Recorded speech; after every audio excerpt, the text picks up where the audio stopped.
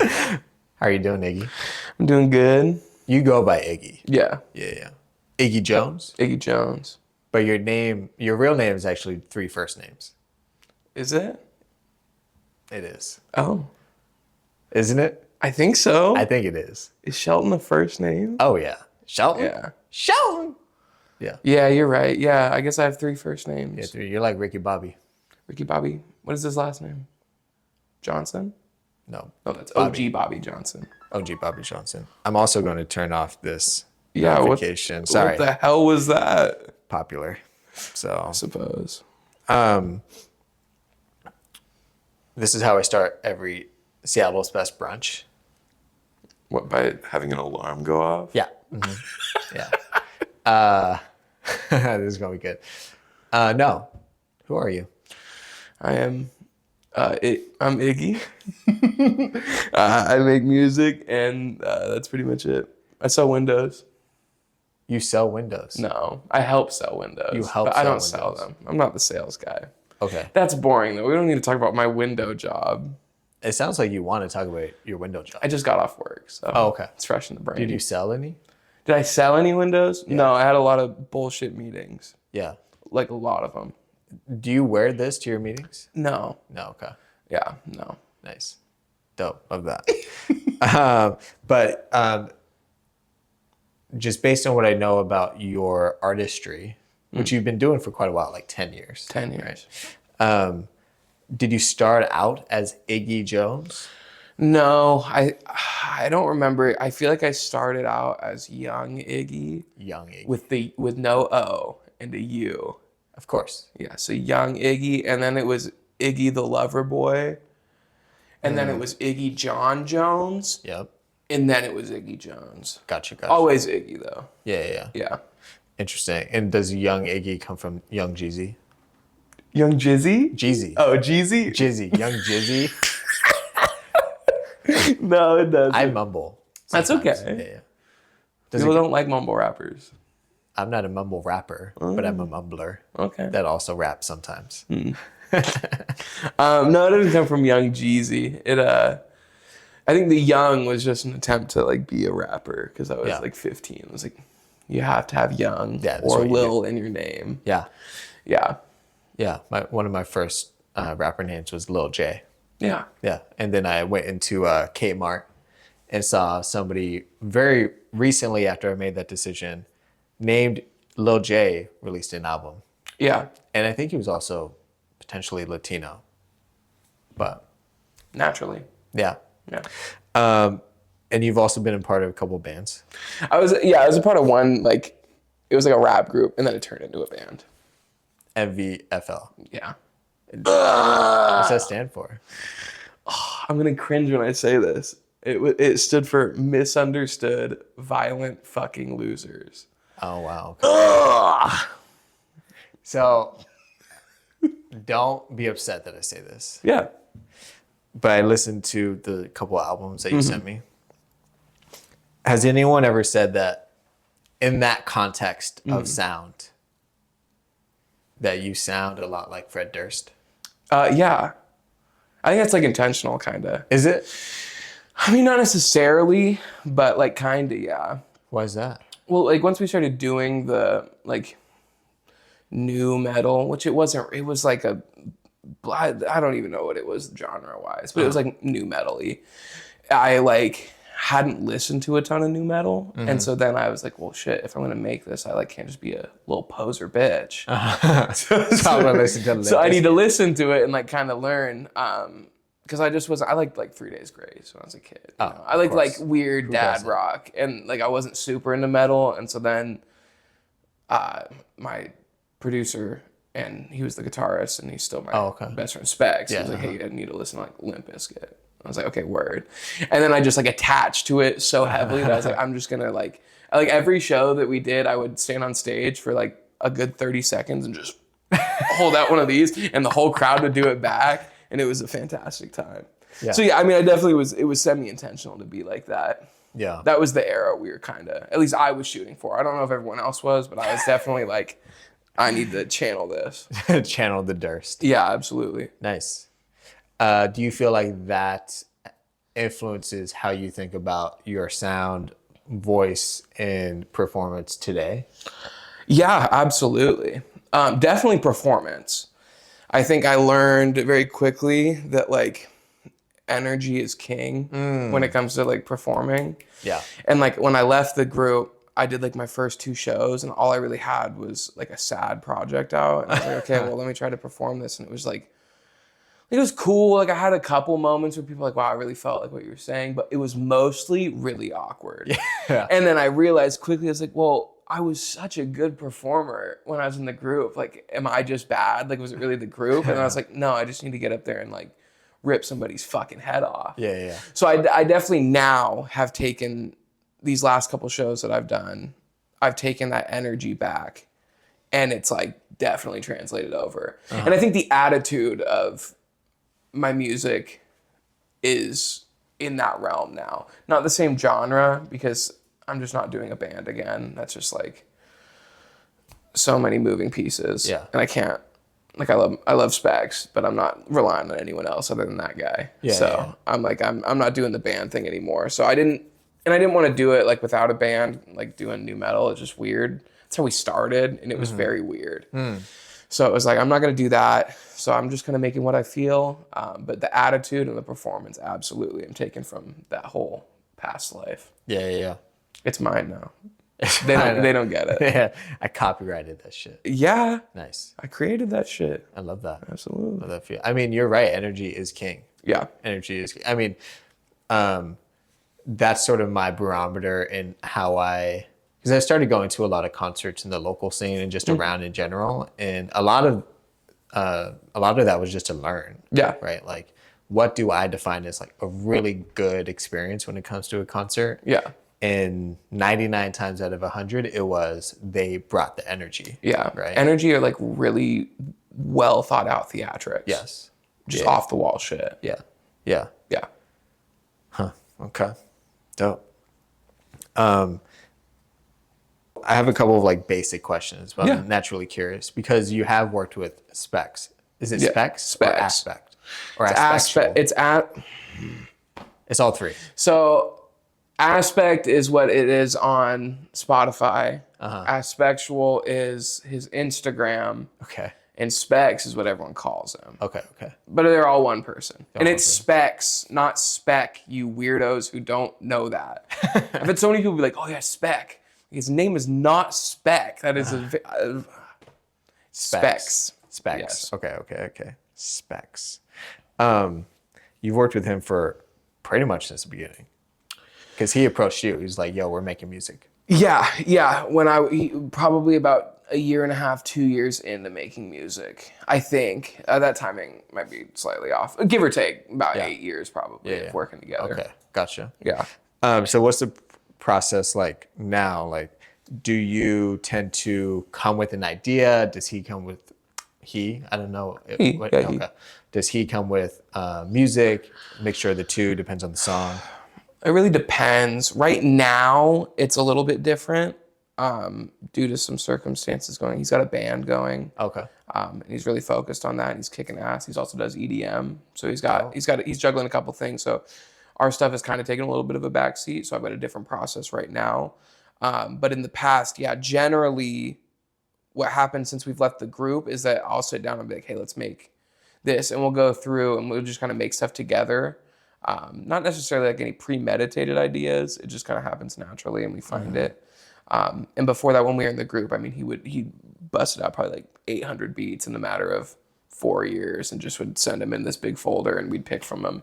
There's probably still 600 of them we never used. Wow. Yeah. Damn, that's a lot. Yeah. I mean, some, you got to let some hit the trash, but there's definitely some on there that we should have been using for sure. Yeah. For the next album. I don't know. They're pretty outdated now. We're on a bigger and better things. Yeah. Okay. He'd say that. So. I mean, I do feel like your latest project, which we'll get into, feels a lot more mature in that. Yeah. So I could see what you're saying about like you're moving on to bigger and better things, or just like a different sound, or more polished, or whatever it may be. Maybe. You never know. Yeah. Random question. Yes. You said in an interview that you really wanted to get like a little face tattoo. Did I say You that? did say that. Yeah. Okay. Have you gotten one? No. Do you still want to get one? I don't know. I'm just so beautiful that I fear. I fear that if I get one, like it'd have to be the perfect one. Okay. You know what I mean? Like it'd have to frame me ever so perfectly. Maybe. It's on the table. Yeah. Am I saying it's going to happen? No. I'm leaning more towards probably not. Yeah. I also haven't gotten a tattoo in like 3 years because I almost passed out last time I got one. Oh, wow, really? Yeah, I Why? just avoid it. I don't know. I couldn't even finish it. It's like unfinished, but I kind of like it that way. Is that Mew? Yeah, it is. Nice. I want to get my starting 6 on, but that'll come when I feel the balls to get more tattoos. But I'll get my, Starting 6? yeah, like my 6 Pokemon that I'd carry around if I had a choice. Oh, wow. Okay. Yeah, get them all throughout. Get my 6 on me. I didn't know that was a thing. Yeah, like in the games, I only played maybe one of them. Oh, well, yeah, in the games you get 6 and that you carry around with you. Yeah. The rest got to go to the box. Oh, you know what I'm saying? So you get the 6. Yeah. Are you into the stuffed animals or is your partner? Talking about the ones in the background of my room? Yeah. That's my partner. Okay. Yeah, I like them, but I've been like, we need to get rid of. We have so many. There's a lot. There's more than you see in that. Oh, is there? Yes. Somebody just said they sent me an article because the last person on the show, that's Brunch. Show. It's a fucking show. Mm-hmm. They also really enjoy stuffed animals and like those sort of objects. Yeah. And they sent me an article saying that something to the effect of people with stuffed animals are more well-adjusted. I don't know if that's true. I mean, I'm not a researcher, so I don't know.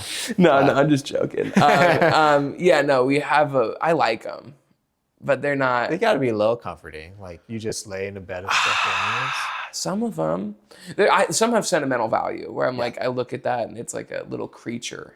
Yeah. Other ones are just fabric that I'm like, get the fuck out of here. Yeah. We fell victim to this Squishmallow craze. Oh. We have like so many of them. Ones that we spent like $80 on a non-binary donkey. Oh, wow. Yeah. Juniper. Mm-hmm. Okay. Love it. Like a good one, but like why are we, now looking back, I go, Yeah. yeah. You live and you learn. You're still young. Yeah. You'll be fine. I'll be all right. Okay. So I'll cut out all these blank spaces. No, keep them in. Keep them in. Okay. Before we get into the 2 projects that I personally want to talk about, how much thought goes into the actual concept of a project, Pretty Iggy, all that glitters, and the sequencing and sort of the samples and stuff that's being used? I think it's different on like every one. Okay. So like for Pretty, that was when I just left the group and there was just like so many things that I was just like the whole group thing was a lot. Like I was like going through a real tough time at the end. It was like mainly why we like split. Not the main reason, but it definitely led to it. And so I just wanted to have an outlet. And that was the first project that I produced all those. So I was just doing whatever felt right and whatever I could do with my very limited abilities. Yeah. So that one, my whole plan was I'm going to chop up a bunch of samples, make them vocal, and like really sit them in a world. It doesn't have to be the best quality. Sure. It doesn't have to be like, just like, oh, this is a fantastic, production value. Like, I just wanted it to live in the world, which I think I did a good job of. Yes. I feel like I achieved that. The upcoming project for All That Glitters, that's probably that one I took a lot of time of like curating it. It started off, it was going to be 20 songs, and then it was like, okay, no, let's cut it. And then it was like 12 to 10 to 7. Why do you feel like you cut it down so much? Partially because I was putting things in there that were saying the same thing. And also like just like resources. Like I was like, if I'm gonna make a 15 project or a 15 song project in the way that I was making it, I'm gonna have to wait till the end of the year to be able to pay for all this. Yeah, because like mixing, mastering, potentially videos, like all that. Exactly. So I mean, I spent 11,000 on the 7 songs. Yeah. Damn. Yeah. So it's like I didn't want to. Like I didn't want to double that essentially. Yeah. You know, and like look at next year having it come out. I just haven't done enough. I haven't done like solo stuff other than Pretty, and I was like, I don't want that to be the only thing that's out for a year. Yeah. That just feels like I'm wasting time. Yeah. And now, and even this project, it's completely shifted my mindset on how I'm doing anything. Because even with that, I'm like, I don't want to wait. What do you mean? Well, so I was talking and I recorded the project with Evan. Evan George, yeah. And he was telling me lots of like, hey, you just do this project, let it go for the whole year. Like really, promote it, just do the whole thing. And like, if one song does well, like wait, simmer on that thing. And I was really, I think what's hard is that I look at how other people are succeeding. And there's 2 dudes specifically right now in the scene that are doing it in a way that I wouldn't say it's like formulaic in terms of other people, like, but they are following a pretty clear formula. It's like pretty, I can see it. I understand what's happening. Yeah. And I was like, okay, well, I need to do something like that. And that's pretty much what All the Glitters is. It's like me trying to recreate this formula in my own way, not copy, but, take bits and then turn it into my own thing. And I realized after dropping the first song, I said, the difference is, I have a completely different team. Yeah. I do not have a team. I don't have however many people to help me push this. It's just me and Specs, and I have my buddy Nate who helps out, and Amari's been helping me with stuff recently too. But even then, it's not like we're a dedicated team to just Specs got his band, Amari's got his own career. Yeah. Nate's a pest control guy. Love him. But wait, who's Nate? He's my like childhood best friend. We'll get into him later. Okay. We can get into him later. I love him. Shout out to Nate. But I realized I have a much different team. I have vastly different resources, and I'm like a totally different person. Yeah. I am not as I think when you like see certain people, it just makes sense. Like the aesthetic of that, like clean rollout, it makes sense because they're like, oh, this is like very like. This just all feels right. Yeah. And I realized the other day I was at a show, and some dude comes out to me, and me and Specs are carrying down our, the decks. And someone's like, oh, you guys got a show? And I'm like, yeah, it's down there. He's like, what genre? It's a rap show. And he goes, oh, you guys DJing? I was like, no, I'm performing. And he goes, no, you're not. Spit me 16. He's like, and I was like, okay. He said what? He said, spit me a 16. Oh, spit me a 16. And I was like, okay. I was like, I'm not going to shy away from this. So I did it. He's like, I did not think you were going to sound like that. And then I remembered something that I've been hiding away for such a long time, especially doing metal, because it didn't happen when I did metal, is that no one thinks that I can rap. Every single person looks at me. You can rap? Like every single person that I meet, most people look at me and they go, no. Like as soon as I go, oh, I'm a rapper, immediately tune out. Yeah. They do not care. Yeah. Like this is gonna be ass cheeks. And I understand. It's like so oversaturated that I get it. The rap scene is like, yes, there's so much ass cheek in the rap scene. Yeah. So I get it. Yeah. And I realize that the way that they roll out their projects and the way that they do it is never going to work for me in that same method. Like everyone's different. And so I think I know who you're talking about because, I mean, in my opinion, it was a like flawless rollout. Yeah. Because the numbers just prove that it was, right? Based on what they achieved in the time frame that they achieved it and blah, blah, blah. Yeah. And all credit to them. Yeah. But what I hear you saying is like, there's an aspect to that, which is like appearance and brand and because of how you look, you won't be as respected without the music being out. Yeah, it's looks and sometimes the way that I carry myself as well. I'm quite a goofy guy, and sometimes I fear that takes away from how serious my music can be. And so I for even this project up until like a couple days ago, I was like, okay, let me button it up, do everything the right way, don't go be a weirdo. Don't post something weird on your story. Don't eat a bunch of taquitos on your story in fast motion.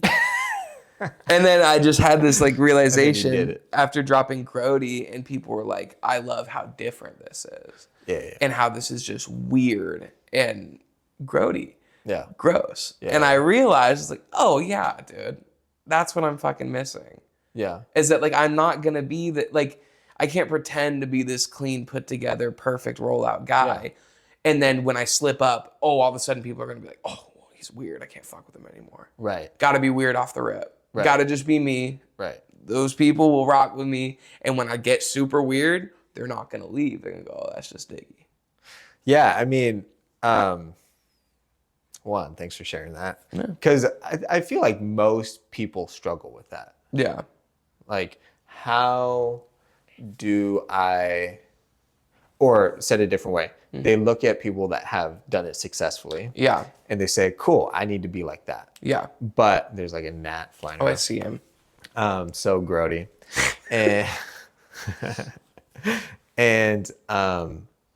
But the flip side of that, to your point, is music, and hip hop especially, but like music is so saturated. Yeah. Where you need to figure out what's your unique value prop. Yeah. Like what sets you apart. And that's partly how we get, like a Tekashi 6ix9ine and Carpet Man. Mm-hmm. Now, Carpet Man, from what I've seen, is dope. And I don't know if I don't. You don't know Carpet Man? I don't know if I know about Carpet Man. Carpet Man has like this really cool sound, super dope artist, beautiful like appearance. But they're also like wearing carpets. Word. So part of me is like it's like this, I think it's this balance of you have to be doing some of that because you're trying to stand out. Yeah. But at the same time, it is still beautiful from an artistic perspective, and I appreciate it for that. But, from like the business side, I'm like, oh, okay, you're trying to set yourself apart because it is difficult to do that nowadays. Yeah. Well, that's the kicker though, is that I think as I watch, because like I'm sure that I don't know how often you're on TikTok, the accursed app. I mean, a couple times a day. Yeah. So I don't know about you, but mine's very curated to other musicians because I'm trying to see like, okay, what are other people doing? Yeah. Inspiration, what's viral right now, And I'm like watching, I'm going, damn, these guys have great songs. They're very unique. And they've got really professional videos and they have this like great image. It's like obviously very well curated. And I'm like sitting there and for a moment, I get really discouraged because I go, if this guy's doing this so well, and I like the song, I think I'm better, but I like the song and they have the image and they have the quality and they're doing everything right. Why isn't it working? And so I get a little bit discouraged for a moment. And then I have these realizations where I go, I think people just try too hard. There is an amount of marketing and business and knowledge that needs to go into music that people need to be aware of. But once you start letting that drive the boat, you're fucked. And if you start to go, okay, well, I'm going to be even like Carpet Man, right? I don't know anything about Carpet Man. Yeah. But the worry is, what happens when you take the carpets off? Are you a gimmick? Is this image that got you this like moment of virality? Is that all you're gonna be now? And you have to be that. Yeah. Yeah. And it's like, okay, well, if you're too perfect, it doesn't work. If you're too gimmicky, it doesn't work. What's the perfect? So just be you. And that doesn't mean you gotta go and be your window selling guy. That's what I do every day. I sell windows, man. I'm a window guy. Yeah. But that doesn't mean that doesn't mean that my music is gonna come out and be like, I'm a window guy. There's so much more to a person than what they do and what they, have. For sure. There's so many deep-rooted things. You can still be unique and still have this really, really crazy visual where maybe you're wrapped in carpets. You can be. Well, so the thing with Carpet Man is like, I'm not dogging on Carpet Man. Let me be clear. Let's say shout out to Carpet Man because he's super dope. I think it's a he. I actually don't know. It's not like they're wrapped in carpets. They have this like bodysuit sort of like attire that like there's a mouth cut out and there's like an eye cut out, but everything else is just carpet. Like, have you ever seen like people that are into latex? Yeah. Yeah. So that where they're just like suited up. Yeah, in yeah. latex. So that's what it's like, but a carpet. Yeah. So it's like this beautiful carpet. Yeah. Don't get me wrong. But to your point, it's like, I mean, Tyler, the creator, talks about that. That there was a certain point in his career where he was confronted with, am I just the crazy funny guy that does wild shit? And I make crazy wild music. Yeah. And he had to pivot. And it was, I mean, he was Tyler, the creator, so he already had a little bit of like credibility. But there was that conscious decision of, oh, am I just this gimmick? Yeah. Or do I want people to know that I'm actually more than that? Yeah. And there's a world where you can turn it and spin it into something major, right? But I just see so many where it's like, man, again, the example of Carpet Man. I don't even know Carpet Man. I'm not dogging on him. Yeah. But do you have to have other carpet suits? Can you ever take the carpet suit off? Can you ever? I don't know. Can you ever take it off? Would anyone care? I think you can.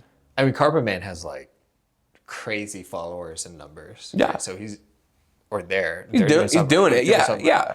Yeah.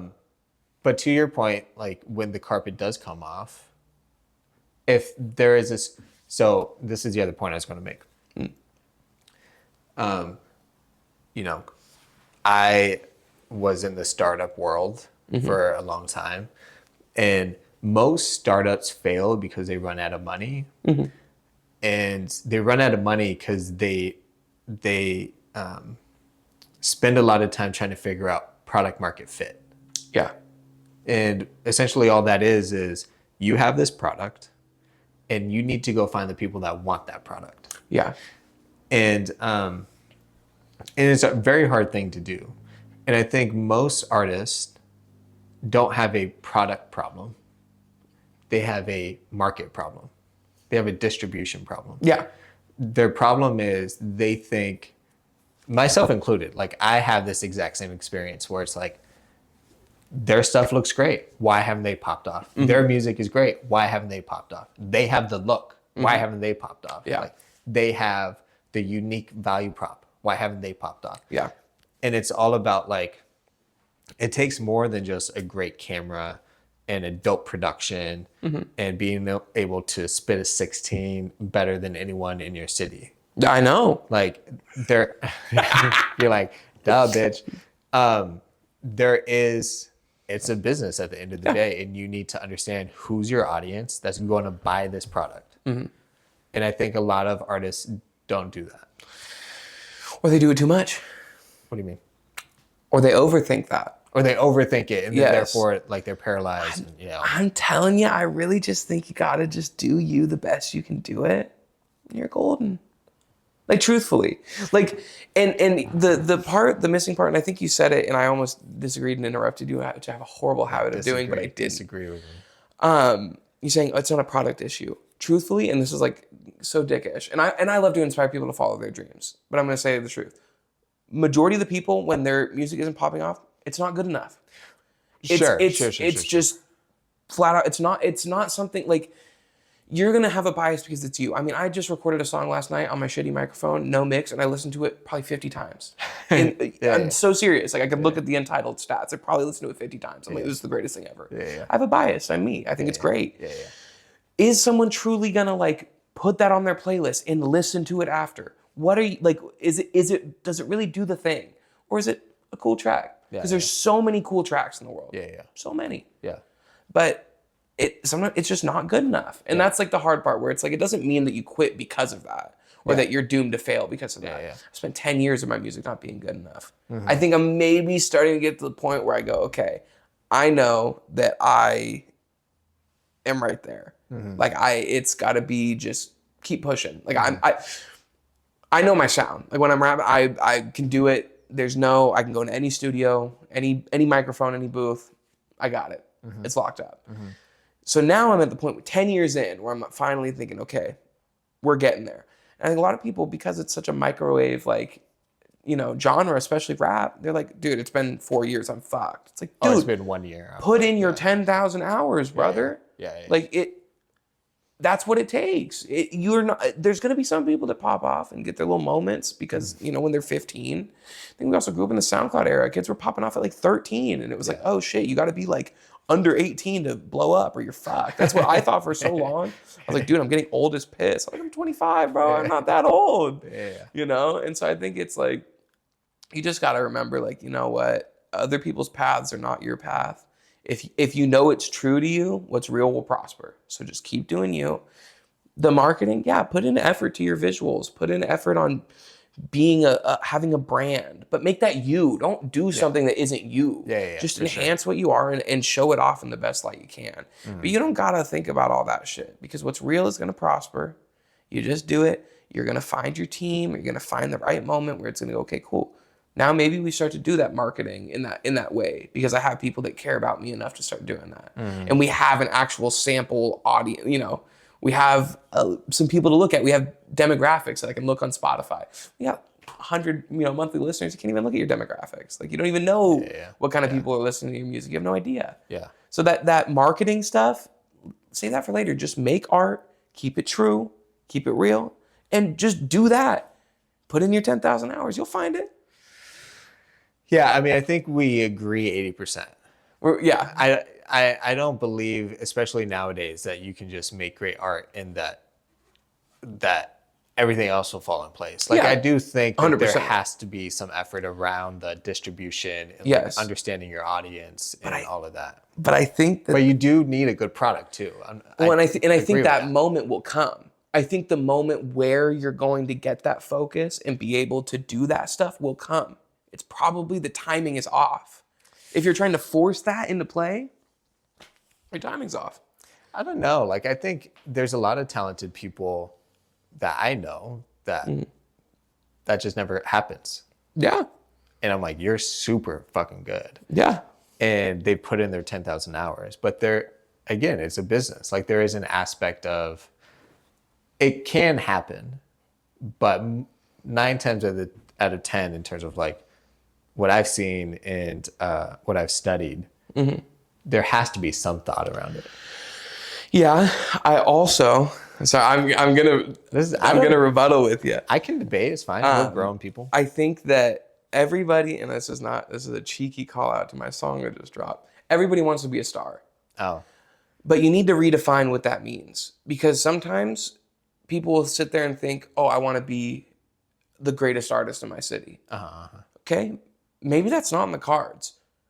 Follow your dreams. Go do music. Maybe you're the best engineer in the city. Yeah. Or maybe you've been producing your own beats for 10 years and you're like, dude, why when I'm rapping on this stuff? Give your beat to somebody. See what happens then. If you redefine what like success is, and like you'll be fine. It's all about making art, and art can come in so many different forms, and whatever feels good to you, and you making it and being successful might just not be the thing that you thought it was. But if you can be open-minded to opportunities and see where you like, okay, where do I really fit in on this thing? Because there is image involved. There's like,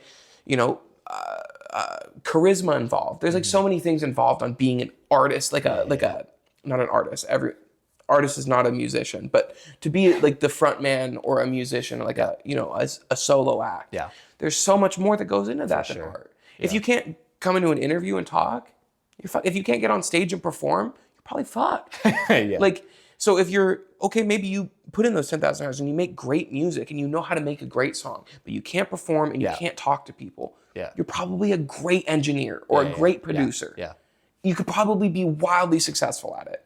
And that doesn't mean you don't do this other stuff. Keep pushing. But understand, like, okay, if I'm open to the opportunities that the world is giving to me, I can be a star in these other avenues. It's not always what you think it is. You just got to be open to it. I mean, the world's a fucking crazy place, man. Like, it can be anything. And so I think that's the thing, is I think all of like social media and marketing, all these things like flood in everyone's brain, and they think, oh, I'm just missing that thing. When in reality, it's like, just take a step back and look at like, do I really enjoy performing? Do I enjoy, talking to people? Do I enjoy interacting? Social media, it's like the biggest thing right now. Do you have fun doing social media? But if you don't, maybe it's like, okay, like, cool, I'm going to keep doing my stuff and I'm going to perform on the weekends because I love it. And I'm going to put my time into being successful into the things that I know that I love. And follow those. If you can't do social media, you're probably not going to be an artist. You're not Kendrick Lamar. You can't just not post things on social media. Yeah. Like if you can't do it, if it physically ails you, and I've seen it, people get so anxious and stressed and have panic attacks. I've done it about social media. If you can't get over that and fight through it and find your own voice, maybe this isn't for you. And that's not a bad thing. Yeah. Just start to look at those other avenues. Like you don't just have to be the front guy on the thing. You know, you don't have to be the guy on stage. Yeah. It could be so many things. Yeah. You always say that you're going to disagree with me, and then I just end up agreeing with everything that you're saying. And I feel like we're all just saying we're saying or we're providing different facets of the same sort of puzzle, right? It's like it involves all of that. That's why it's so difficult. Yeah. And I don't say any of that to discourage anyone. I just hope that they are like open-minded to what the world's giving you. Like, look at what the world's telling you, man. Yeah. You'll figure it out. Yeah. You'll be all right. Yeah. And you'll be so happy when you do. Yeah. Or put in more work. Or put in more work. There's so many variables to it. Like, but just do what feels true. Yeah, man. Keep doing it. You'll be all right. Yeah. Yeah. Okay. So I feel like we went on a crazy tangent, which I loved. Reel it back in. Roll it back.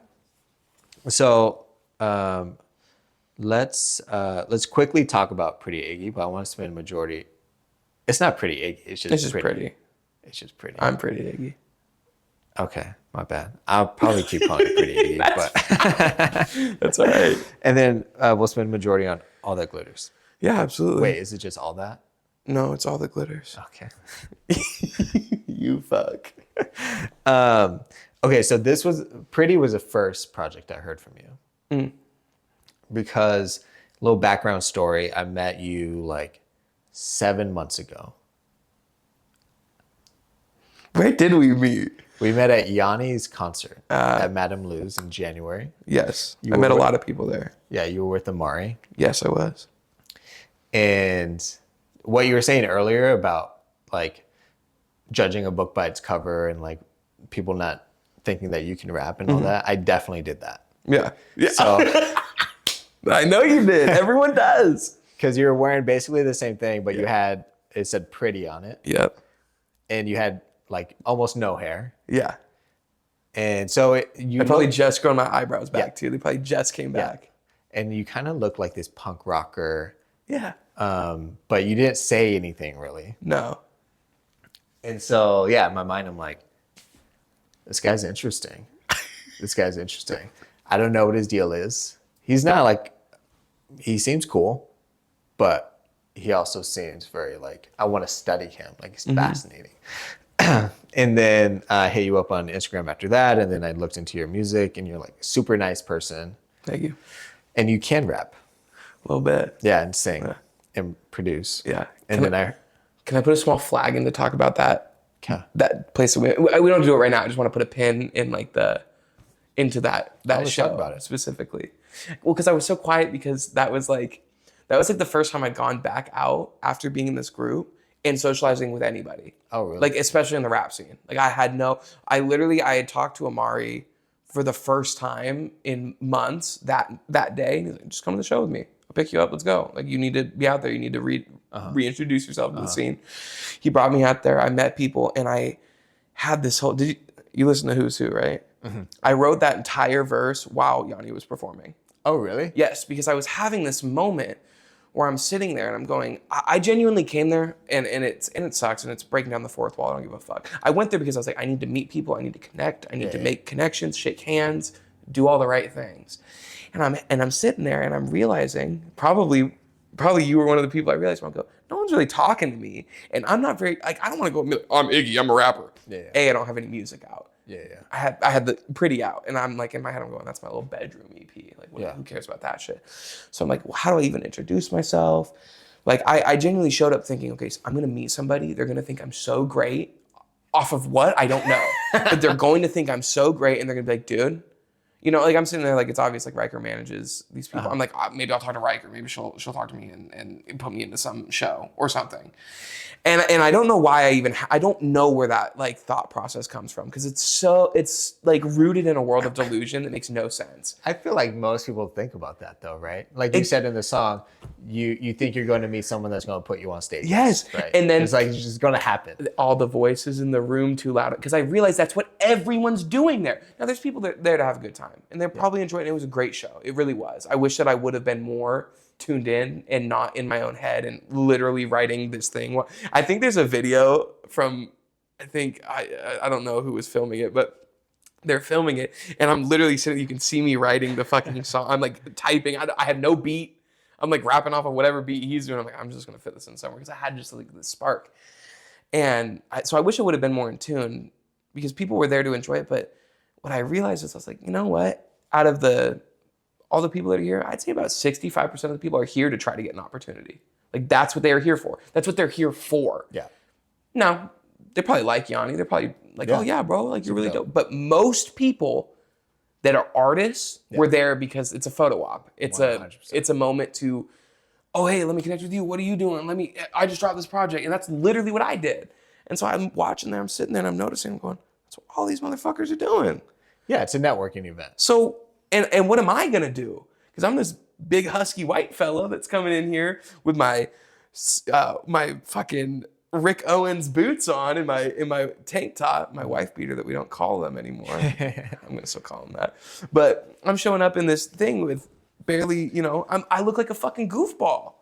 And I'm going, you look like you. Yeah, which is great. I love being a goofball. That's no negative, but I look so out of place here. Yeah, from like someone that doesn't know you looking at you. Yeah, you're like, what the fuck is this guy doing here? And like Amari's great, but like, Amari's doing the same thing. He's going and talking to people, shaking hands, doing the thing. He's not gonna sit there and he did a little bit, like, and I appreciate him for it, but he's not gonna walk me into a conversation and go, this is Iggy, he's a great writer. He kind of does that now that he knows. Like I said, we weren't that close right then. Mm-hmm. But he's not gonna walk me up and be like, hey, you need to know this guy right now. Yeah. He's that guy. Yeah. So I'm sitting there and going, what the fuck am I gonna do here? And that's when I shut down. And I started writing this song. Because I'm like, there's nothing for me to gain here. This is like a room full of people that are my peers that have no idea who I am.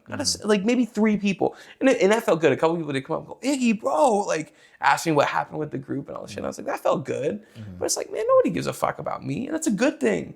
It's good to know where I'm at. Mm-hmm. And it sparked this whole like change in thought process. It's like, I need to get this shit going. So before that show, Pretty was already out. Yeah. Maybe a week or 2 before. Because you talk a lot about kind of what the last statement you made about, nobody gives a fuck who I am. Mm-hmm. And Pretty, a lot of it is just Crybaby is my brand. Like a lot of it is, I don't know, like you just sounded depressed. Yeah, I was. I listened to it again. I'm like, does this guy need a hug? Like, I did. Who hurt you, dude? Yeah. The group. So not myself and the group. There was a lot of stuff with that. I mean, it was just like, are we allowed to go on this tangent? Sure. Yeah. You just give me a thumbs on times and all that, because I told you I could talk for hours. But are you good? Yeah, we're recording. Yeah. Okay. Yeah. You just let me know if you're like, hey, gotta start wrapping this up. You let me know. Really up to you Yeah. guys. Yeah. I'll cut. Yeah. We're good. This is actually answers one of my questions. Okay. Yeah. So, anyways, with this group, it started off as like just being like it's a SoundCloud rap era, just like have fun, collective. Like it was cool. Met some dudes at the X concert and just like had a good time. We made music. It was fun. And then COVID happened, kind of fucked up everyone's world, right? Like that's what it did. After that, we came back and we started taking it a little more seriously, doing rap. And Specs all of a sudden was like, after doing rap for a little bit and not really doing much, it was cool, it was fun. Like people liked us, it was good. We were building a little bit of a following in the area.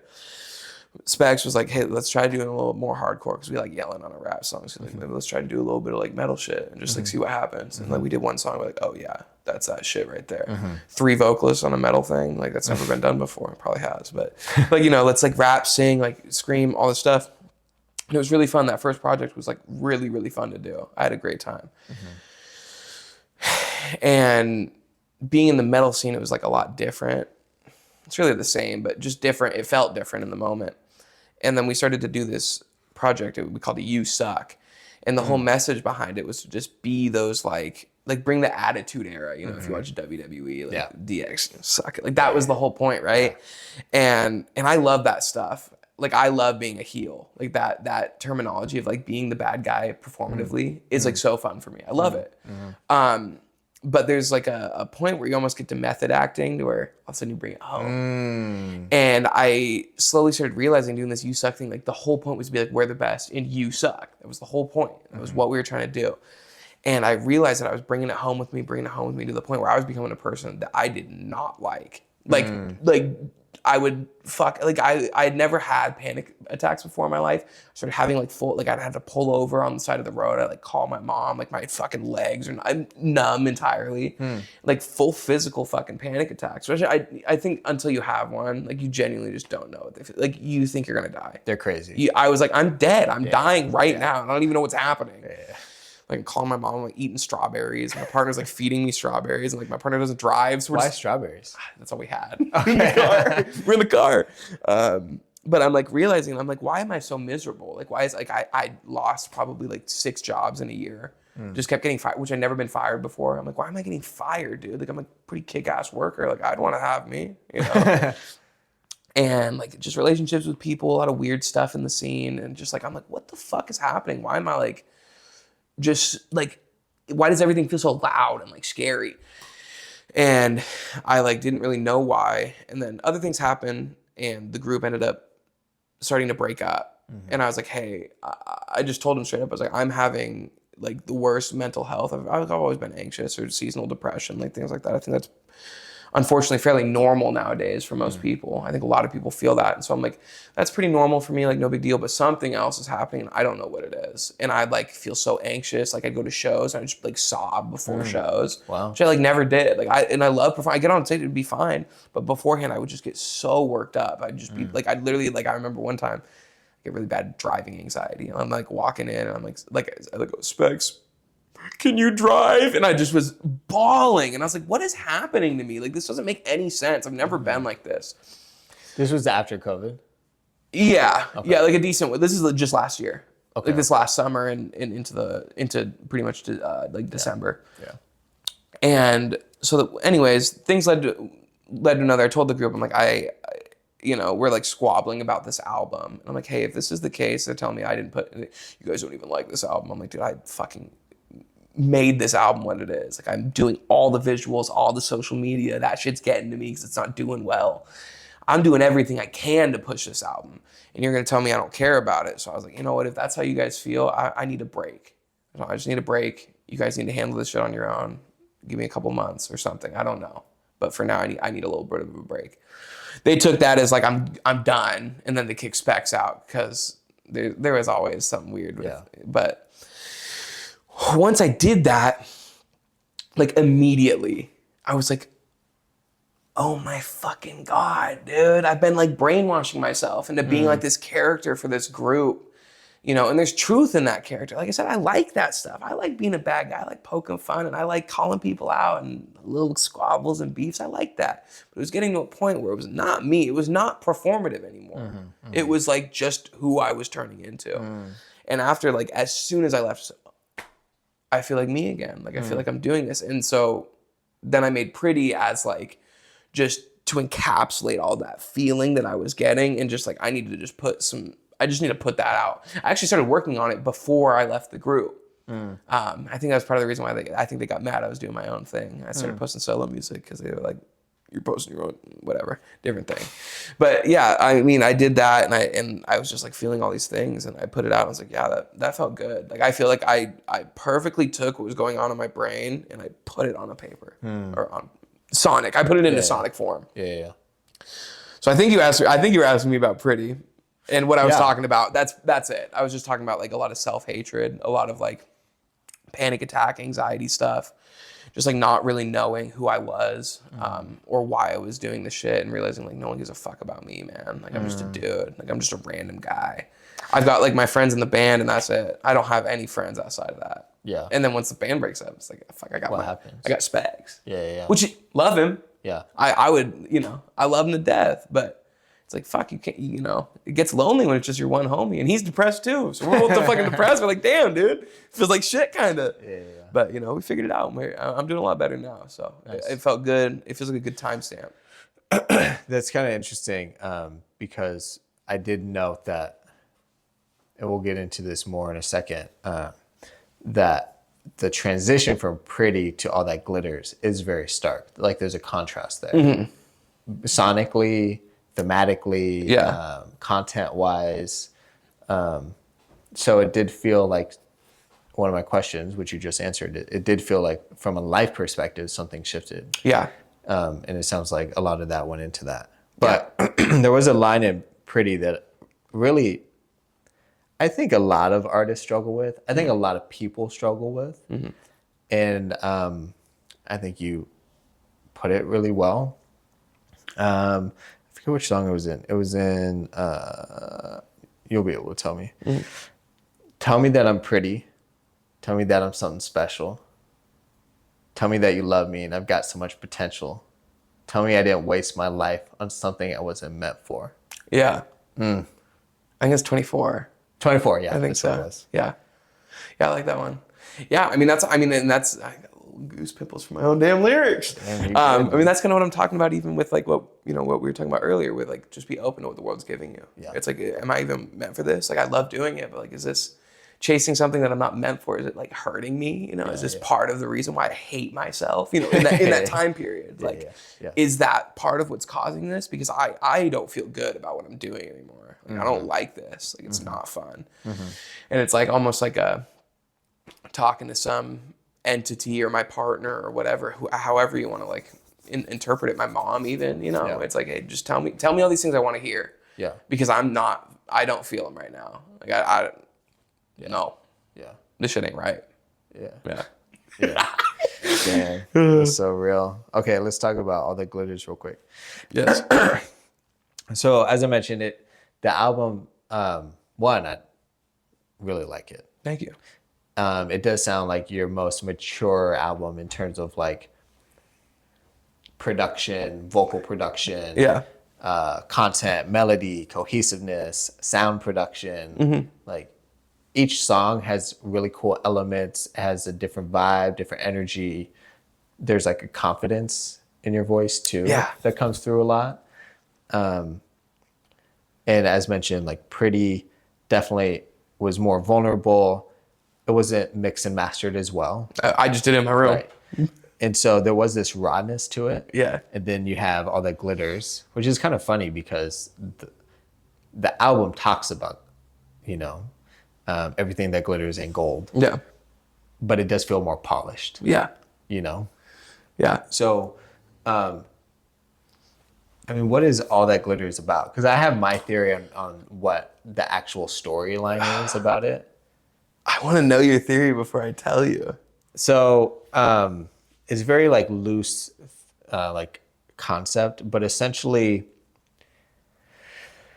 there's like two working theories that I think it could be about. It could be about like the start of it is you having this conversation with whoever, I'm assuming your partner, about like your dreams and how, and her dreams, and how you want to go obtain them for her and like go make it big, and them, sorry. No, you're good. For them and go like give them the world, right? Yeah. But with the understanding that it's going to cost a shit ton. Yeah. Right. And not necessarily from a money standpoint. And then but there's also this like realization that that's going to lead to a lot of fakeness in a way. So that's sort of that. And then the next 5 songs are you exploring facets of yourself. as you're going into this world of an artist and having a public image and like trying to understand like who am I as I'm trying to achieve this goal. And then pose is one of two things. Pose is, it's either like setting up for a part 2. Because Who's Who is like, you went through all this shit and then you kind of come to this realization of, oh, everyone's just here to try to make it big and I'm doing the same thing. And like, how do I feel about that? And everyone's trying to be a star and so am I and da-da-da-da-da. So then the sequencing throws me off because then Pose is like, okay, we're here. We made it. We're a star. Do you feel happy about that? But I also interpret it as you kind of sold your soul to become a star. Yeah. And now you're like basking that in. Yeah. I mean, I think you're like relatively close. Okay. Well, because pretty much everything has like, whether intentional or not, like double, triple meanings where it's like, you know, with like Take It Off, my thought was like, I don't even know if I wanted to say it. If you listen to Pose, it's clearly there's another perspective, right? Talking to you. Like it's not just me. Take It Off is that same thing. It's the same perspective. Okay. But it's sweet. It's inviting you in. And whereas Pose is saying, hey, I got you. I'll give you everything you wanted. It's going to cost. I told you it was going to cost. I told you at the beginning. It's the first thing I told you. It's going to cost you. Now we're here. Yeah. So is it like, because I just saw the trailer for him. So that. I've seen the trailer. Yeah. And I think the concept of that movie is that this football player sells his soul. Yeah, essentially. To like become the person. Yeah. Become that guy. That guy. So is Pose kind of that, or am I reading it to that? Like it is. It's like, I guess I'll tell you like what the concept of the whole project was me going back and touching on things that I've already done in 10 years. It's essentially a summary of 10 years. Okay. That's like, there's a lot of, if you listen to like my SoundCloud, like songs that I made when I was 17, there's so many throwbacks to those songs. Like I'm, you know, the last like part in Loverboy, you know, the rain on stop as a staring. That's that's like a hook from an old song. Okay. So I like tried to pull all these parts back to like really tie up the story, and show from the beginning. That's why Heezy is on the second song. That was one of the first people I ever worked with. So I was like, let me get you at the beginning of the album, to really show like that, like, you know, whether it be, I also knew he was going to kill the song, but I was like, okay, thematically, this is going to make sense because we were on this like little label together back in the day. And so this is like kind of showing the storyline without showing it. That was the whole point, was to try to tell a story without telling a story. Because if I get too thematic and theatric, who gives a fuck, man? No one's going to like sit there and piece together like, oh, like maybe you kind of did, but most people are not going to sit there and listen and go, oh my gosh, like I'm going to go back and listen to the song and this goes to this one. And this, so I tried to do it to where you don't need to know all that stuff. You can just sit there and listen to it and be like, oh, this is awesome. But if you know all the meanings and you've watched the growth, the very few people that have seen it from the start to now, you catch those things. And they have a different weight and a different meaning. So there's a lot of surface level stuff. And then under that is like a lot of like deeper level metaphors and things that I used to talk about. But it's really just a summary of everything it took to get here. Pose was kind of more of like, before Pretty, like that feeling, where I felt like a little evil demon man that had like this little thing telling me like, all right, like this is, you know, you're a piece of shit, dude. Like this is what it took to get to where you're at. And you still not even made it. That's funny you say that, because the other thing I wrote down was Take It Off is essentially saying take the mask off, right? It's really encouraging the person, the listener, the person, whoever's in this song, you, to take the mask off. And then Pose is you're putting it back on. Yes. For these photo ops. Yes, precisely. Right? Yeah. And that was intentional. It's almost like you're opening it up and then you're closing it back. Well, that's what I'm telling you. The first one, it's the same. Yeah. It's the same perspective. Yeah. It's like the wolf in sheep's the sheep wolf, the wolf in the sheep clothing. Yeah. That's like what it is. It's like that beginning is supposed to make you feel comfortable, catchy, like it's all good. Like in a Disney movie, you open it up, it feels great, blah, blah, blah. And by the end of it, you go, oh my gosh, our best friend was the villain the whole time. And in terms of like setting it up for a part 2 or anything, that was the plan. The plan was supposed to be like 3-piece thing. I think that, and this is what I'm telling you, where my perspective has changed pretty drastically since doing this project and starting this rollout. I think it's going to be more of a setup for what's about to take place. After this project comes out, it's time to pose. And it's going to be, you're either going to get it or you're not. And it's going to be fucking fun for the people that stick around. I can tell you that.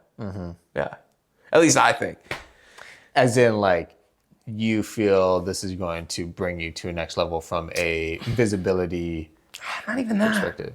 I think it's just going to be a fun fucking ride. Yeah. And I think if you're tuned in, it might not be the thing. I even said that to the people I was working with. I said, once we get to the 3rd project, that's the one. These 2 first ones are setups, all the glitters, and then this hypothetical one, which now I'm looking at it more as an era of time, not necessarily a project. Okay, Taylor. Yeah. And it might not be the one that blows up. I think it'll set me up nicely, set me up to the next level of whatever this is. Yeah. Like I said, I'm open to whatever happens, but I think the people that get on right now, they listen to all the glitters, they go, okay, I'm going to stick around. They bear through a little bit of the weirdness that comes after. Yeah. I think they're going to be like, those people are going to be like, that was peak. That was the time. Like, you should have been there when this was happening. If I had to predict it. So it's all downhill from here. That's what you're saying. No, I'm saying, no. All the glitters, cool. Next era. Okay. Then it goes down there. We got one more era to go before we fall off completely. Nice. I love that. I love it. See, strategy. Yeah, exactly. That's what I'm talking exactly.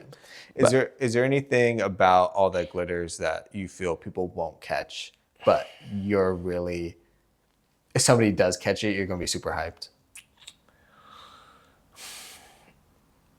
I think like a lot of the bars, like the meaning. You bar up. I bar the fuck up. You bar the fuck I'm waiting for people to break that shit down. There's like so many. There's a lot of There's I don't know. Are you a college basketball guy? At all? No, not really. Dude, there's the one.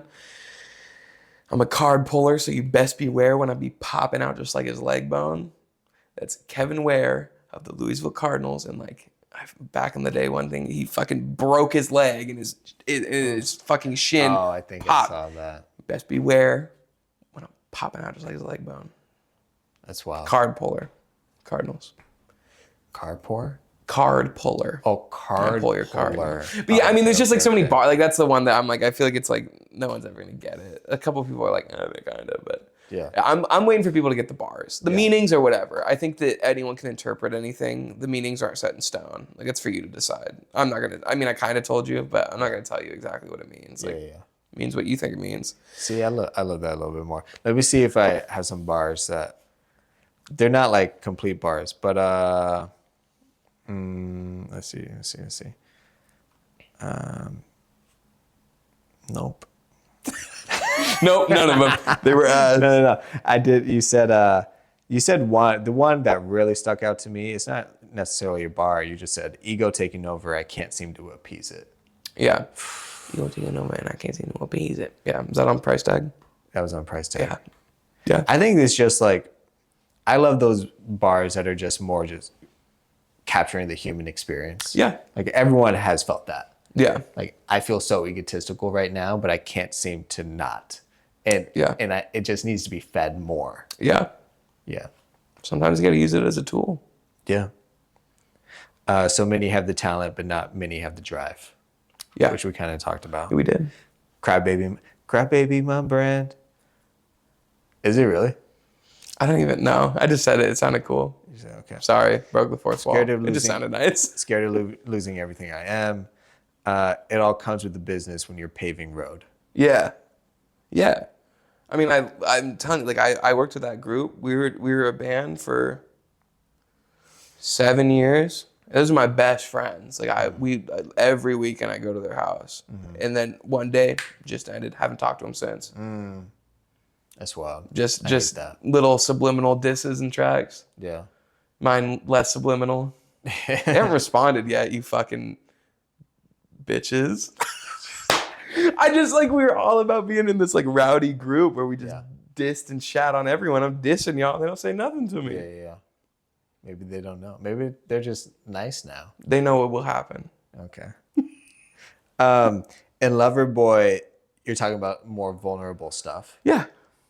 But the track ends on a dance tone. Yeah. Is that sonically avoidance? Yeah, I just feel like that's like kind of the thing is you got to dance through like.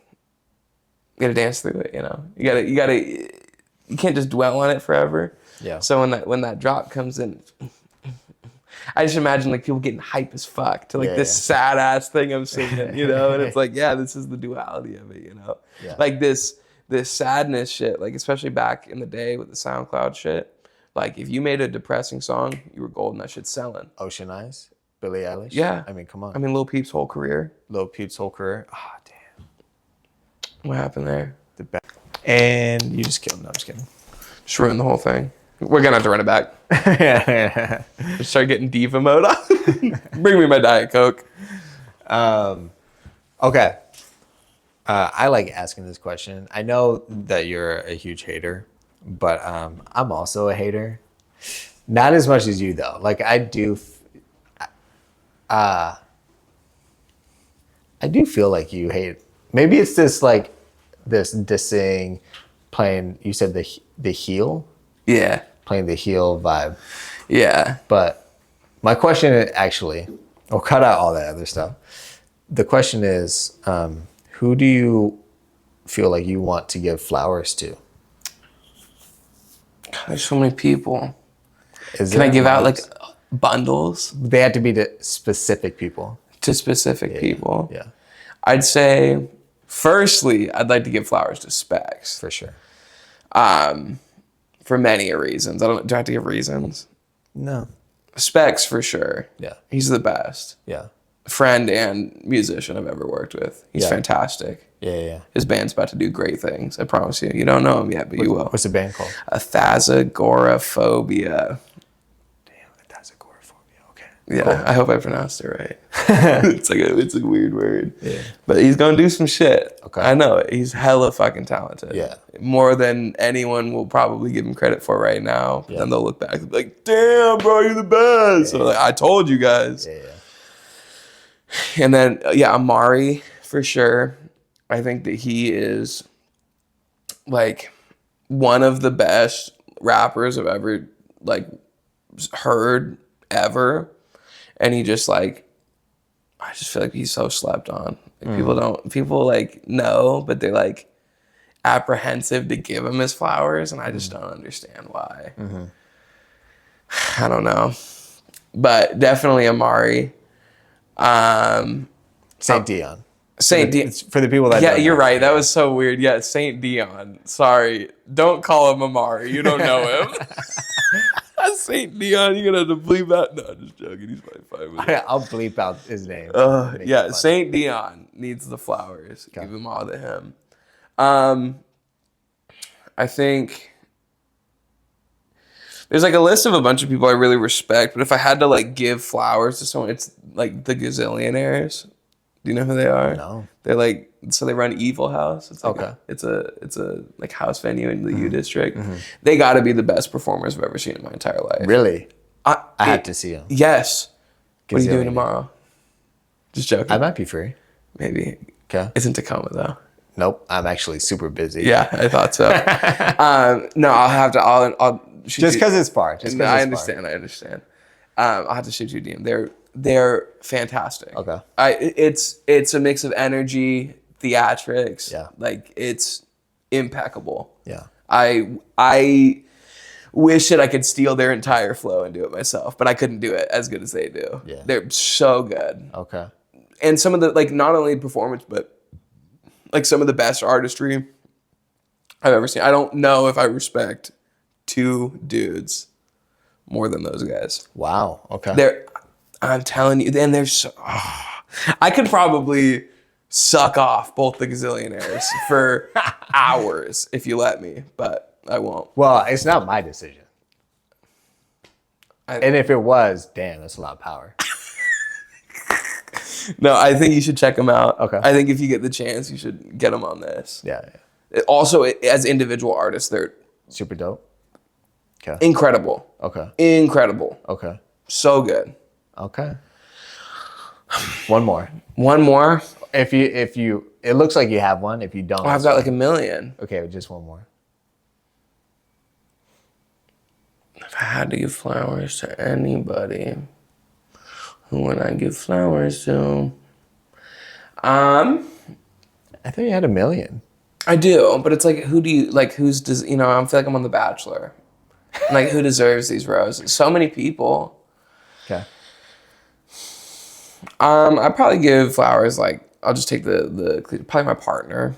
Okay. We've been together 8 Of course. years. So Yeah. We've been through a long journey, so I gotta give him the flowers for putting up with my shit. I feel that. Yeah. I feel that. Yeah. So probably my partner. Nice. I think. I think. I don't mean that in any way past the fact that there's just so many like good artists. No. They should It's my partner for sure. They should have been the first one. You're gonna make me look so bad. You know what? Edit it out. Yeah. Put him at the beginning.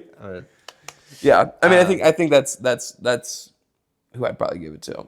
There's other people that are doing great shit, but they're getting their flowers. They've already got them. They've got bouquets. Yeah. Yeah. Dope. Is there anything super special that you wanted to talk about that we didn't? I mean, I feel like we talked about a bunch of cool shit. Okay. I feel like the thing is I'm gonna like go home and be like, damn, I wish we would have talked about this, that, and this and that. There's always a part 2. Yeah. For the next one. Yeah. It sucks because I want to talk about the new shit I'm doing that's not even the new album because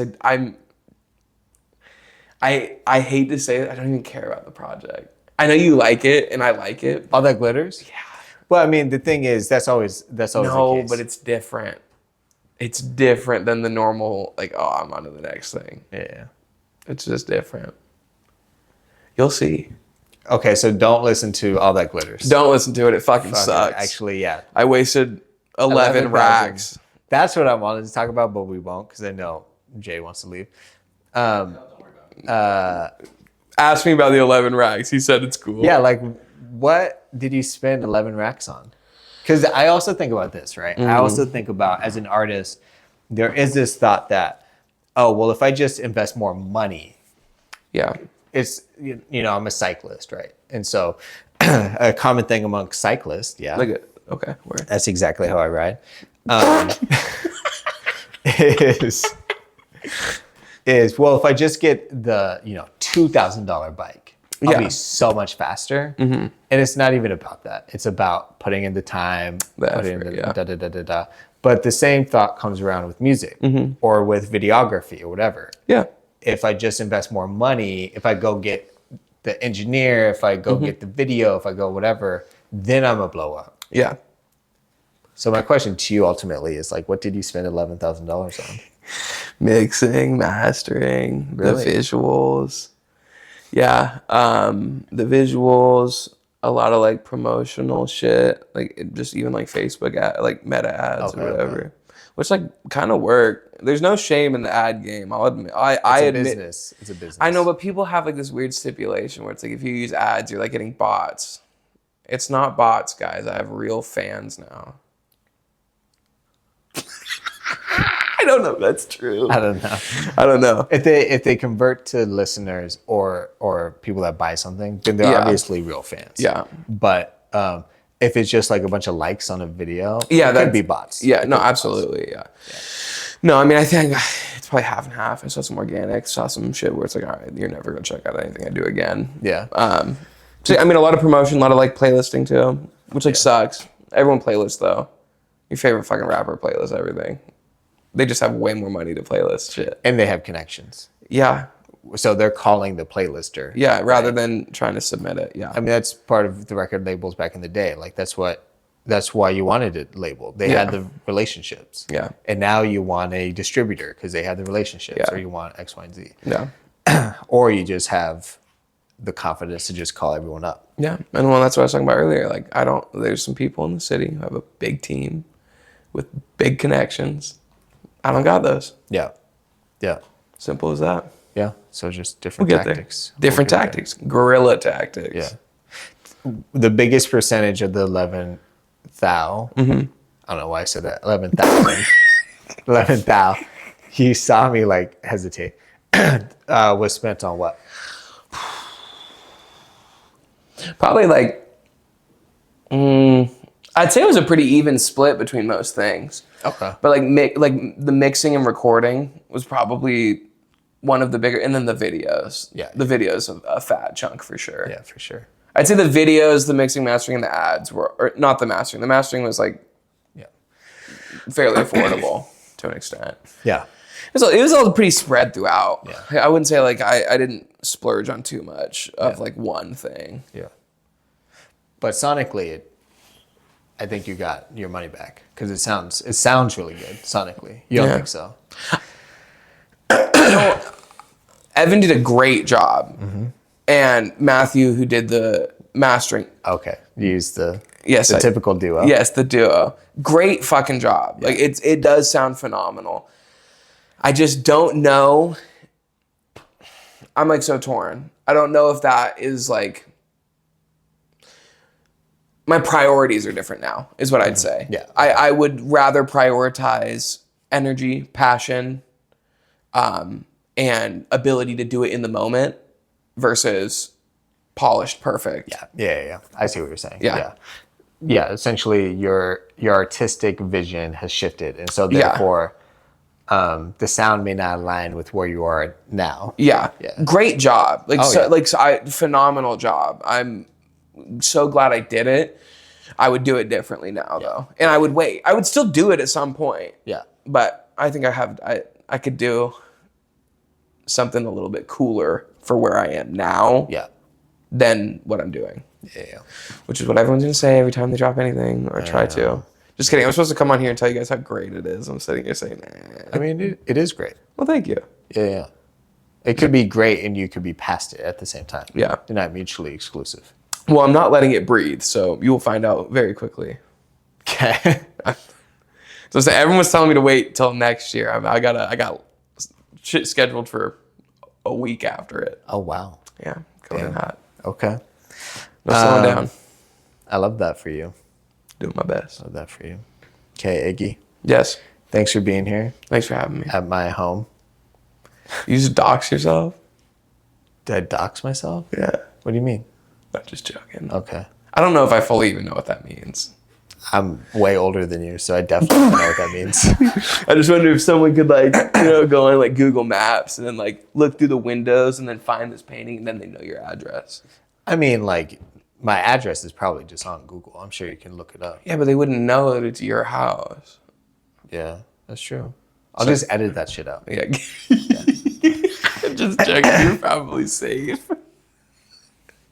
I don't know about internet safety, Dude, man. I'm a worrywart.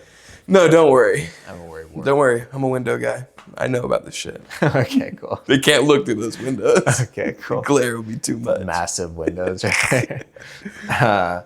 Anyway, thanks for sharing, for allowing me to dive into your music. And I look forward to the next one because this album, trash. Yes. Well, I appreciate you having me and let me snail. Thanks for having me. And let me tell a couple stories here. I hope I didn't piss anyone off. Well, just Jay. Except for you. Not you, Jay. The camera. And Jay. All right. Cut that